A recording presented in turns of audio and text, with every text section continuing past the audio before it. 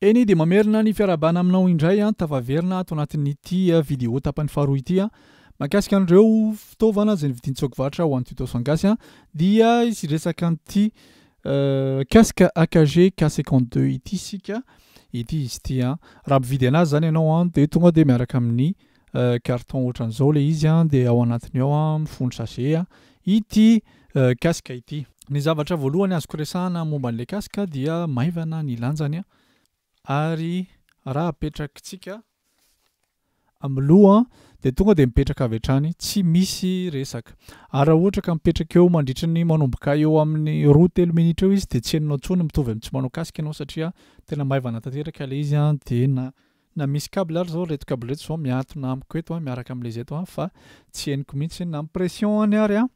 tsy maniry be anako zany hoe zahako manao solomaso mantsy dia indraindray rehefa manao casque sasany manerineri kokoa dia marary ny eto amin'ny sisiny eto satria manao solomaso fa izy dia tena misadapta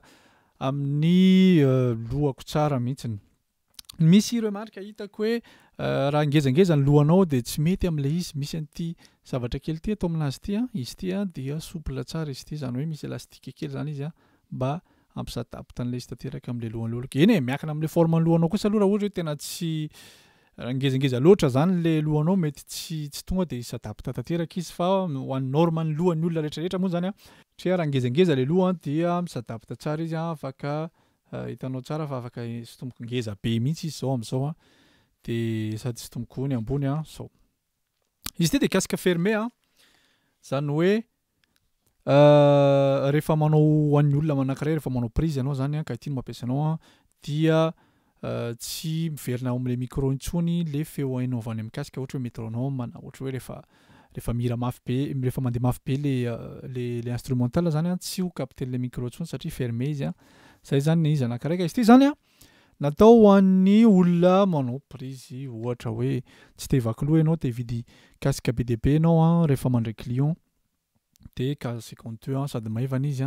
ny mosy mahafinaritra be tsy dia tena hoe atahorana hoe mora simba loatra izy ity fa hitako hoe ao tsara moa izy koa vidiny mora tsy adidiko ny vidiny fa ho apetraka ao anatin'ny description eo izy dia anjaranao ny vidy anazy eo amin'ny tsoko vatra raha ohatra ka mety. Mahakasika ny feony tsy afaka hiarahantsika amin'ny testeto satria no testeko mialoha ilay izy dia ho lazaiko anao ny hevitro momba an'ilay izy. Casque hi-fi izy ity eno tsara daholo ny zavatra tokony henoina zany raha ohatra ka hanao prise ianao na heno hira ianao dia izy ity 32 ohm zany hoe raha ohatra ka ampiasainao amin'ny telefona zany izy mety ampiasainao amin'ny ordinateur izy mety ampiasainao amin'ny carte son izy mety izy zany hoe amin'ny fomba fampiasana rehetrarehetra na hijery télé azy ianao ka te apetraka casque dia azonao atao izy zany hoe tsy mila ampli casque manosika azy mihitsy satria ny casque professionnel mantsy mila puissance ambonimbony kokoa ny manosika azy izy zany tsy mitovy amin'izay fa natao ho an'ny daholo be zany hoe ianao zany na tsy mpanao studio fa mba te hanana casque tsotra ianao dia afaka mividy an'ilay izy. Dia manarak'izay misy adaptateur kely miaraka amin'ny jack kely mivadika jack be fa amin'ilay kalitao tsara moa zany mazava ho azy AKG daholo namorona an'io dia ity ilay izy. Eo amin'ilay resaka courbe na fréquence ny fenoko anazy avy hatrany izy tena somary betsaka be ny médium zany hoe eo amin'ny 500 kilo ka hatramin'ny 1 kHz eo tena henoko tena bossu mihitsy misy courbe mety any amin'ny plus 5-6 décibels zany hoe raha ohatra ka te hahenao anazy mba somary plat zany ianao dia miezaka mampidina kely ny courbe 500 ka hatramin'ny 1 kHz eo midina any moins 6 décibels any ho any mihitsy. Zay ny test nataoko tamin'ny teo fa ny ankoatran'izay mazava tsara daholo. Mety fanontaniana mety hipetraka hoe mety anaovana mixage ve izy itony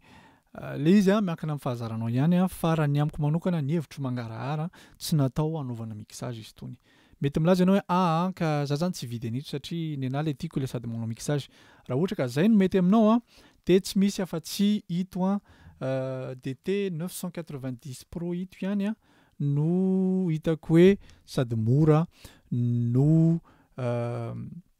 no afaka sady anaovana mixage ilay izy zany hoe tsy tena mixage manahoana koa satria raha tena mixage tena tsy takatry ny vola tsy takatry ny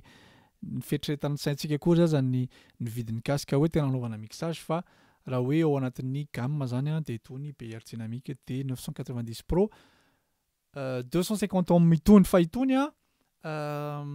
casque ouvert zany hoe raha anao prise zany ianao a de lasa henon'le micro daholo indray a le instrumental zany hoe samihafa zany le utilisation ka eto a raha ohatra ka hividy casque ianao aza tonga de mieritreritra hoe za mila casque polyvalent makatsy makeroa de ity ny vidiko satria ity zany tsy mety anaovana mixage de tsy vidy a fantaro hoe inona ny ilavanao azy raha hiaino hira ianao a hijery télé ianao a anao prise ianao a mety ito tsy manelingelina an'le olo akaikinao raha ataonao mafy be ara le zavatra inonao tsy de hivoaka loatra ety ivelany aty le izy a zay no antony ito zay ny antony nilazaiko anareo andreo karazandreo fa ny vidiny aloha zany de samihafa satria raha ny vidiny DT 990 mety ho avo efatra eny na avo 10 eny no vidiny ito fa ito de mavita satria casque hi-fi izy ty raha mila azy nareo de ao amin'ny tsôkivatra mividy azy fa misy ao zany hoe tsy mila manao commande koa fa tonga de efa dispo avy hatrany tonga de mividy de anareo ny entana zay ny vidéo tapany faharoa fa mbola misy anankiray ihany koa tapany fahatelo mahakasika ny resaka ampli casque zay efa disponible sady manaraka anito de jereo de anjaranao no mieritreritra hividy azy ianao na tsy fa ny hevitry no lazaiko mpanao dia misaotra ny tsôkivatra nefa ny vidin'ny fitaovana dia tsara foana fitaovana satria avy aty Europe sisa atahorana garantie tsara